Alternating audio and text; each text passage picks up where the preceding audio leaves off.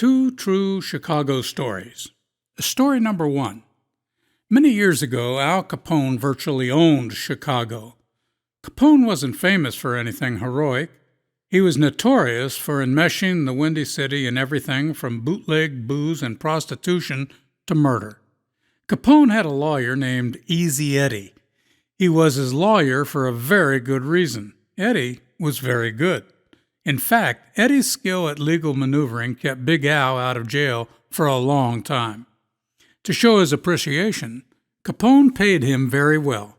Not only was the money big, but also Eddie got special dividends. For instance, he and his family occupied a fenced-in mansion with live-in help and all of the conveniences of the day. The estate was so large that it filled an entire Chicago city block. Eddie lived the high life of the Chicago mob and gave little consideration to the atrocity that went on around him. Eddie did have one soft spot, however.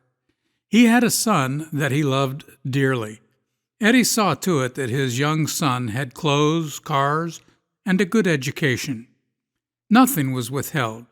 Price was no object, and despite his involvement with organized crime, Eddie even tried to teach him right from wrong. Eddie wanted his son to be a better man than he was. Yet with all his wealth and influence, there were two things he couldn't give his son. He couldn't pass on a good name or a good example. One day, Easy Eddie reached a difficult decision. Easy Eddie wanted to rectify wrongs he had done. He decided he would go to the authorities and tell the truth about Al Scarface Capone, clean up his tarnished name, and offer his son some semblance of integrity. To do this, he would have to testify against the mob, and he knew that the cost would be great. So he testified. Within the year, Easy Eddie's life ended in a blaze of gunfire on a lonely Chicago street. But in his eyes, he had given his son the greatest gift he had to offer at the greatest price he could ever pay.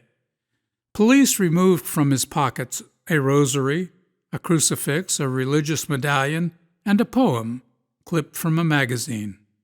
The poem read, "The clock of life is wound but once, and no man has the power to tell just when the hands will stop, at late or early hour. Now is the only time you own. Live, love, toil with a will.